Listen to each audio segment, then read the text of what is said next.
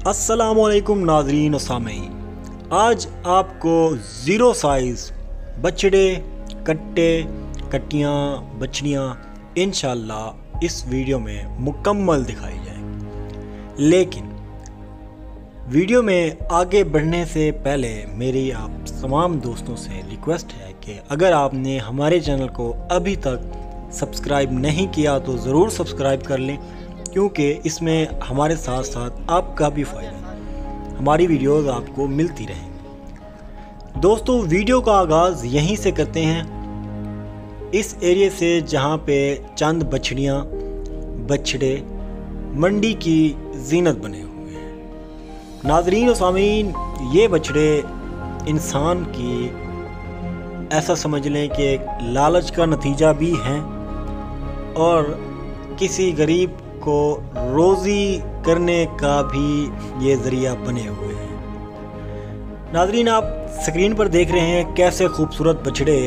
जो कि दूध के लिए बड़ा स्ट्रगल कर रहे हैं। कुछ लेटे हुए हैं, कुछ खड़े हैं और ये ज़्यादातर इनमें से बच्चे 1-2 दिन के बच्चे ही होते हैं। ये नाज़रीन उन फार्मर्स का नतीजा है, उन फार्म्स का नतीजा है जो कि दूध की पैदावार को बढ़ाते हैं।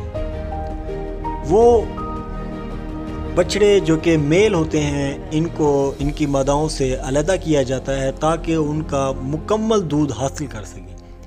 लेकिन ये बछड़े एक तो इन व्यापारियों की रोज़ी रोटी का ज़रिया भी बनते हैं, दूसरा ये बछड़े डेयरी फार्म वगैरह से ये मुफ्त लेकर आते हैं यहाँ पर मंडियों में ये 4-5 हज़ार के बस ये बछड़े बेचते हैं, जिनमें से चंद मंडियों में ही मर जाते हैं। नाज़रीन, इनकी ग्रोथ का आपको अंदाज़ा ऐसे मैं बता दूं, इनकी ग्रोथ अगर आप 100 बछड़े लेते हैं यहाँ से, 100 में से आपके 80 तो वैसे ही मरने हैं।